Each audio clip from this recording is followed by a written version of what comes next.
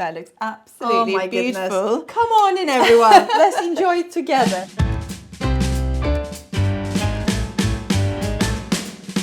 Welcome to the Sous Chef kitchen, where today we're cooking with Özlem Warren, which is a huge pleasure, and we'll be making a Turkish feast from her new book, Istanbul. So tell us, which 3 recipes from the book are we going to be making So today? we'll be making kolay gozleme, easy gozleme. We'll be using filo sheets, beyaz peynir or feta, spring onions, spinach, and talk about variations. We'll make a really lovely beet salad with olives, hazelnuts, bit of pul biber oil, yogurt. It's just that lovely layers of flavors there. And to be honest, one of my favorite dips, ajuka. It's a walnut-based dip. Should we get cracking? Let's do go. that. Let's do that. Shall we start with gozleme? Yep, sounds really good. So, a favorite street food in Istanbul. So we have filo sheets here. Always keep it under them towel and really open up just before you cook, because it does get dry very quickly. Okay. We have coarsely chopped spinach leaves here. We have some lovely spring onions. If you wanted to use regular onion, by all means, you could do that. So I'm adding that to my mixture. I have beyaz peynir here, Turkish beyaz peynir, or a nice creamy feta would be Right. great. And you have some lovely, lovely ones. And we've just crumbled that up a little roughly, haven't We we? crumble that nicely. And let's have a bit of olive oil in There that, it drizzle is. of olive oil. And here also I have to add a bit of creaminess, grated mild or medium cheddar. A touch of salt. I mean, you don't even need to use that. A good grinding of black pepper. And one thing I love folks to take out from today's class is really go hands-on. It's Lovely. going hands-on, you Yeah. infuse flavors and you blend everything together. Especially if you're using onion. And it's just actually really It's relaxing. really lovely. And this Clean is hands, quite a obviously. classic so street food flavour combination of the spinach. It and the really feta. is. But I always say to folks, think about what you have in your fridge, what needs using. Sometimes I add mashed cooked potatoes in it. Ooh, It's yum. really lovely. Mix it with cheese. If you have any chopped olives, perhaps you want to use that. So here is our filling. And we are now opening our sheets. As we said, always open the pack just before you use, and always have a damp towel to cover the filo sheets. Keeping it sort of moist is the key to working Absolutely. with it. So I now took 2 sheets out. So 2 sheets here on top of each other. Have the long edge near to you. And now I'm going to put about 140 grams, I think I say in the recipe, of filling in the center in a rectangle. And you haven't sealed these 2 sheets together, they're just sitting on top of each other. They just sit on top of each other and it's perfectly fine. Here we go. We have a frame in the middle of the filling. So about, say, 5 centimeter on top and That's bottom. lovely. Room temperature water with a drizzle of olive oil.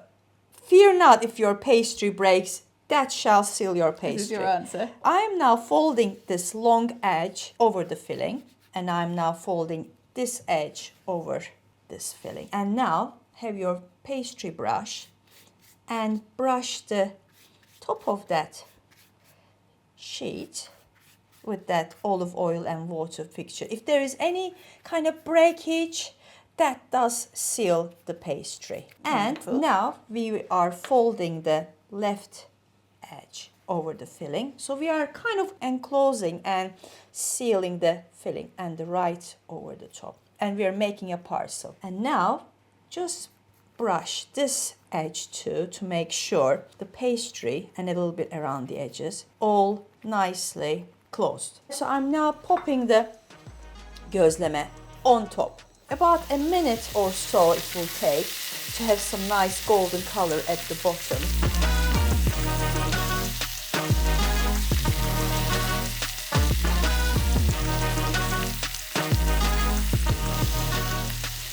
Perfect. Wonderful. Perfect. So you beautiful. could turn this off. Okay, so we've got one bit of our meal coming together. Shall we move on to the Yes. salad? I love this recipe. You could use fresh beets, but when you'll have less time, just ready-cooked beets really works well. And for this lovely salad, we have green olives, pitted. We have some toasted hazelnut, roughly chopped. We have yogurt. We'll have a bit of garlic that will go into the yogurt. And then we'll do a nice tangy pomegranate molasses sauce with lemon juice and olive oil. For that, we'll just slice the beets. Okey-doke. As if you're making beef carpaccio. Thinly, about half a centimeter, maybe a little less than that. So we're going to combine in this one, is that right? Yes, please. So we will maybe... Can you manage it? It's quite heavy. Yeah. Clean fingers, in they go. Lovely, lovely. So it's a lovely meze, or with grills, pasta, as part of a, meze spread. We have some green olives to chop. So we've halved our pitted green olives, and they're going in as well with the beetroot. Lovely. And the spring onions. Lovely. And we have some lovely toasted hazelnuts here. I'm going to save some for decoration. Parsley, maydanoz is really the main herb in Turkey. Well, it looks so fresh and vibrant already. And for the dressing, I have here nar ekşisi, pomegranate molasses, as this tangy, sour juice of pomegranates boiled down to make this really delicious condiment. To balance the flavors, I have a bit of lemon juice, fresh lemon juice. Let's also add some nice olive oil to the mixture. Yeah, I love it. And is this the classic combination, the lemon, pomegranate and olive oil? Yes, I think it works really well because beet has a natural sweetness too, and that pomegranate molasses with a bit of tanginess and sharpness, that does work really well.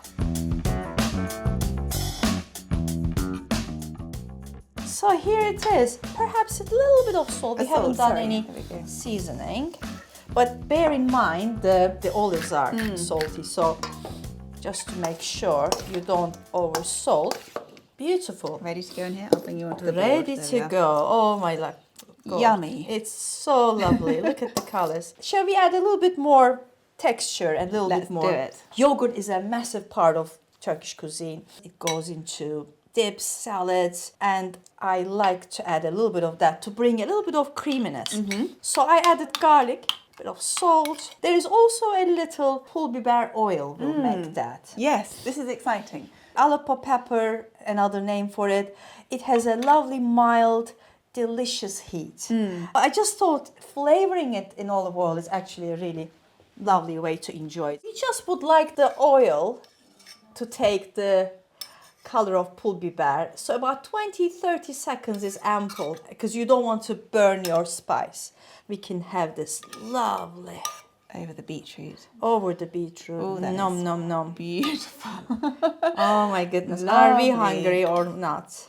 A bit more of our lovely parsley. And the bit yogurt, more is of that side by side, or will that go on the Yogurt top? will go there too. How beautiful. So I kind of like to have a little dollops there. But then, the idea is that just mix a little bit and then give that nice pink hues. It's so lovely the way the beetroot's suddenly bleeding Yes, its pink really colour in and lovely, looking really isn't beautiful. It? Really lovely. And then you could add a little bit How more fabulous. of that.